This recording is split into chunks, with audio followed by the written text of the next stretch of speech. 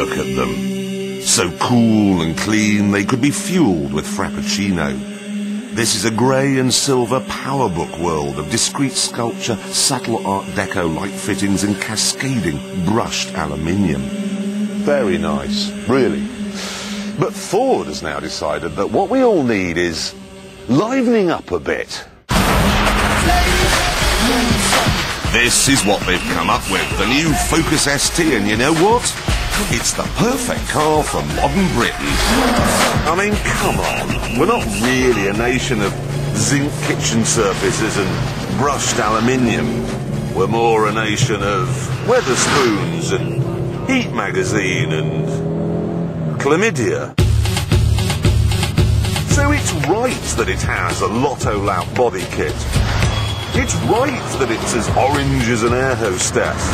Ford even say that this interior with its red turbo motif was designed to look like a training shoe. And that's right too. Ready! Now this gives us a problem, because normally when we film Top Gear, the cameraman uses filters like this, okay? There's a blue one there, okay? And I've got another one here which is a graduated grey. Now filters like this, okay, make cars like that look cool and crisp and modern. For the Ford, however, I think we're going to have to use this one. We call it the Westbrook. Even in terms of practicality, this car is thoroughly modern and thoroughly British. I mean, if it's stolen, Plod won't need an infrared night vision camera to find it again. And look, that boot's easily big enough for a clean shopping trip. I do think they've got the name wrong, though. They've called it the Focus ST, which, in the language of the ladies' lavatory, stands for, sanitary towel. What they should have done is call it the Asbo. Whatever. I think it's time now to get behind the Stella Artois styling and find out what this car's like to drive. Under the bonnet, there's a 2.5-litre turbocharged Volvo engine, and the torque it chucks out is immense. Any gear, any revs, any prod on the throttle, and you get a deep bellow and a very, very satisfying surge.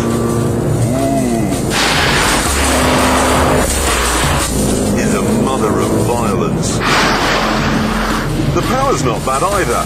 0 to 60 takes 6.5 seconds, and flat out, you'll be going 150.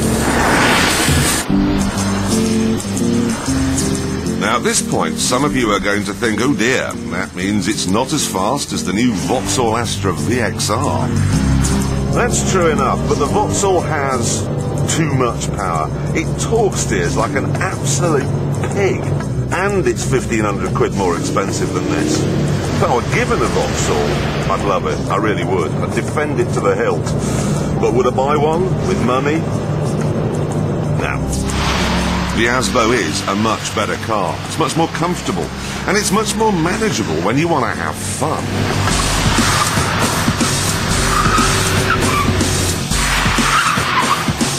There is immense grip from the front end, and because it has the same control blade rear suspension as you got in the old Focus, you get lots of lovely lift-off oversteer as well.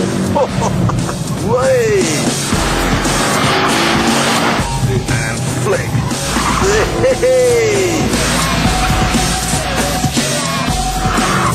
Brilliant handling car, I mean, absolutely brilliant.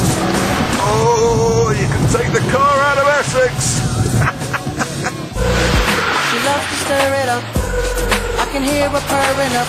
It's a nice place to sit as well, especially when you bear in mind that I am actually inside one of So Solid Crew's shoes.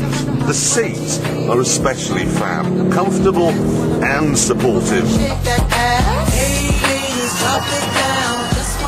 It's not even what you'd call a binge drinker, so it'll be as cheap to run as it is to buy. Base model's only 17,500 quid. Reliability? Well, all I can say is I've got a Y-Reg Focus at home and it's never gone wrong once. Most dependable car I've ever owned.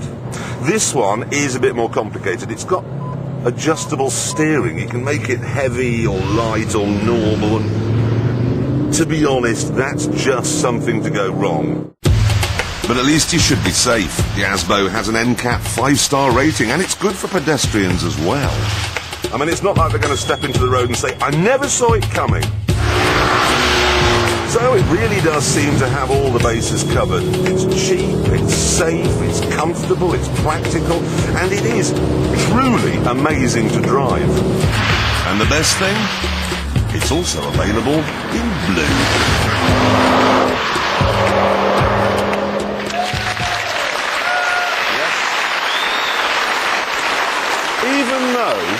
Even though the track was soaking wet, this thing has so much grip. It was kicking up a back wheel in the corners. It's amazing. That is incredible, agreed. Yeah. But didn't Ford say that they were going to make an RS version of the Focus with, like, even more lageriness? Oh, yeah, no, they did. They said it was going to have 300 brake horsepower, it was going to be four-wheel drive, it was going to have Adidas stripes down the side. Yeah. So what happened to that? They couldn't be bothered. What they're actually doing is that.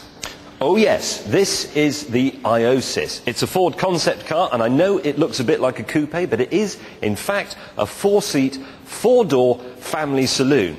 And the important thing is that this, in essence, is the next Ford Mondeo. Wow! So the Mondeo is going to have gull-wing doors. Except that it's not going to have gull-wing doors. And neoprene seats. Actually, they're not doing the neoprene seats. Is it going to have the cameras instead of wing mirrors?